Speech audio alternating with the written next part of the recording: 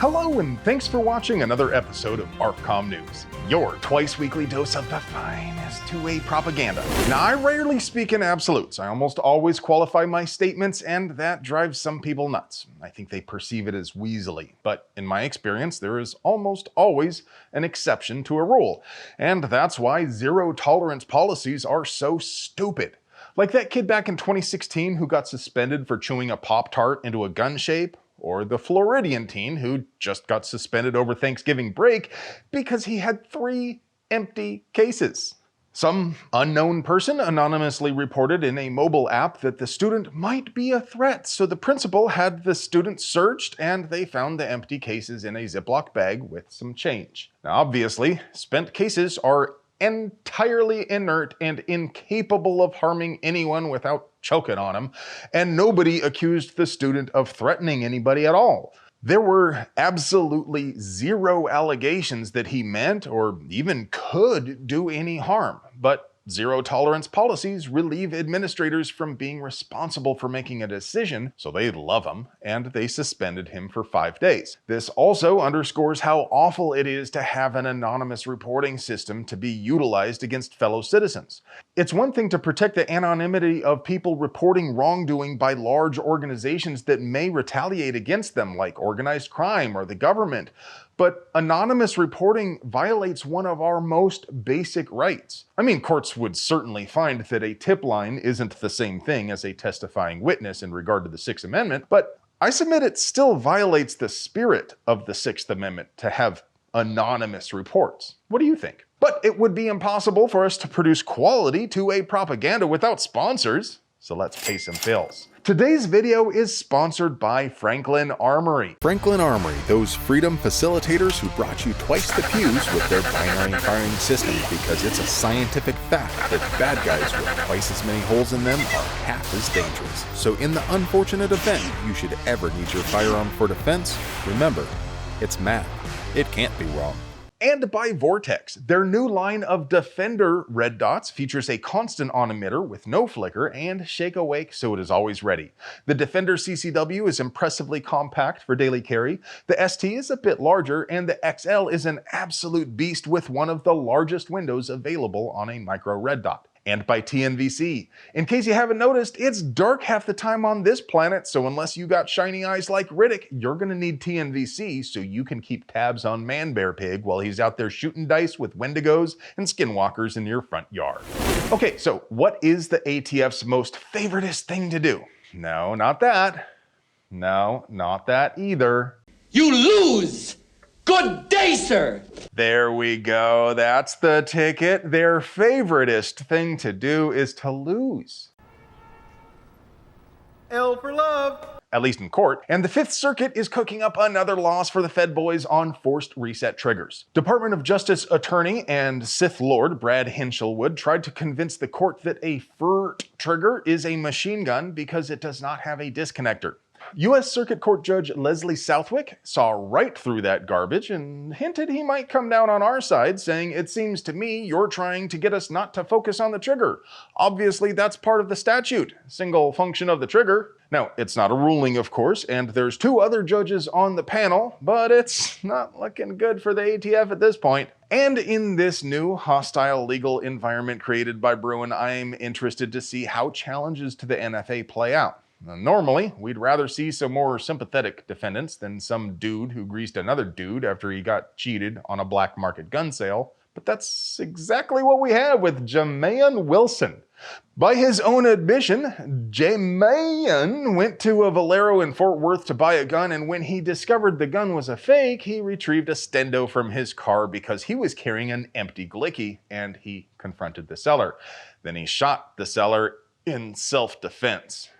Now, friends, I'm not a lawyer because my parents were married, but I'm pretty sure there is no jurisdiction in this country where you can claim self-defense after initiating a confrontation over an illicit sale. But Wilson's glicky had a switchy, and now he's appealing his conviction for unlawfully possessing a machine gun on 2A grounds. His earlier motions to dismiss on 2A grounds were denied, both facially and as applied to him because his use of guns was unlawful and the court argued machine guns were not common use.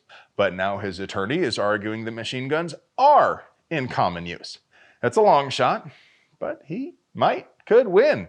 If so, it could still be a narrow ruling and might only apply to him, and it would have to work its way through the courts before it could have any real impact on us anyway. But it is feasible that this case could lead to the end of the prohibition on machine guns. A similar case on short-barreled shotguns is also working its way through the Fifth Circuit. This time, the dirtbag is not a murderer, just a random tweaker who got caught with a sawed-off shotgun. He also attempted to get the case dismissed on 2A grounds, but the judge denied the motion because he said the tweaker's lawyer didn't prove short-barrel shotguns are in common use, except here in America land, it is the state's responsibility to prove their accusations, and the accused is assumed innocent until proven guilty. The tweaker pleaded guilty, but also appealed the denial of the motion to dismiss. So we'll see how this shakes out, but obviously, courts are reluctant to rule that a dirtbag criminal has the right to own a machine gun. That's a pretty spicy take, but that's what the Constitution and precedent demands.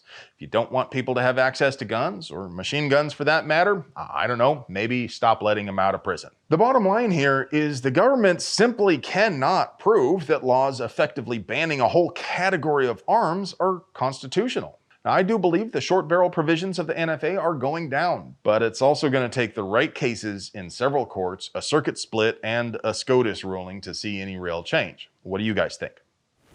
The Arizona Department of Health Services conducted a study and recommended that parents not keep any firearms in their home if they have adolescent children, and if they do keep firearms, that they should be in a state useless for defense, unloaded, and locked up separate from their ammunition. Now that's a common refrain from the control freaks, but I couldn't help but wonder why the AZDHS is suddenly publishing political propaganda, so I gave them a call.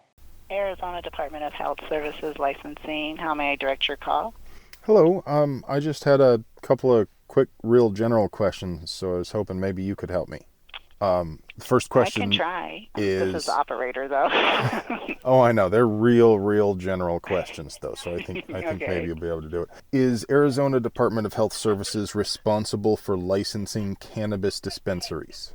I can get you over to our medical marijuana team. Oh, no, I'm not trying to get a medical marijuana card. I just wanted to know if AZDHS is the organization that's responsible for licensing dispensaries. Yeah, we have a medical marijuana program. Okay. Is Arizona DHS responsible for licensing firearm dealers? No. No. Okay. I looked, and I couldn't find any reference to this, but it's possible that I missed it. Does Arizona DHS recommend that parents who have adolescent children never ever keep cannabis or other controlled substances in the home? Oh, I can't answer that. I have no idea. Okay. Because they did recommend exactly that for Hold on, firearms. I have somebody here. Hold on. Oh. Wow. Just as I suspected, AZDHS is actually not responsible for licensing gun dealers. I could find no reference to any sort of official responsibility related in any way to firearms, actually. Nobody asked them to spend my money on this, and it is not within the scope of their duties. AZDHS has published guidelines for the storage of controlled substances by medical organizations, but I could find no recommendations that parents never keep controlled substances in the home, and the link between substance abuse and self-unaliving is widely known. Now, am I taking crazy pills? Why is this agency out here propagandizing about guns? Who gave them authority to do that? You could call them, but the AZDHS is also the agency responsible for food stamps and whatnot, so their phone system is intentionally infuriating. In this case, it's probably better to email the acting director of AZDHS, Jennifer Kuniko. Ask her if it is her agency's job to issue recommendations about gun storage. Ask her why she is qualified to give self-defense advice. Ask her if she even wants to make it through the confirmation process, or is the job of director just too much for her to handle? And lastly, before we get to your moment of zen, I just found out before recording this episode that a Secret Service agent shot at the Trump shooter 6 times and missed every single round from a range shorter than Tom Cruise. He missed 6 rounds at 5 feet. Ladies and gentlemen, what we've got here is another entry in the professional enough files. Because only folks like this can be trusted to carry a gun, am I right? I mean, it's not like some rando 21-year-old could land 2 out of 4 rounds on a bad guy across a food court at 24 times the distance the Secret Service agent missed here. For real though, Eli Dickin wrecked a bad guy who was actively shooting from 40 yards away while this agent couldn't hit a target from 5 feet even though the target was not shooting at him. And now for your moment of zen.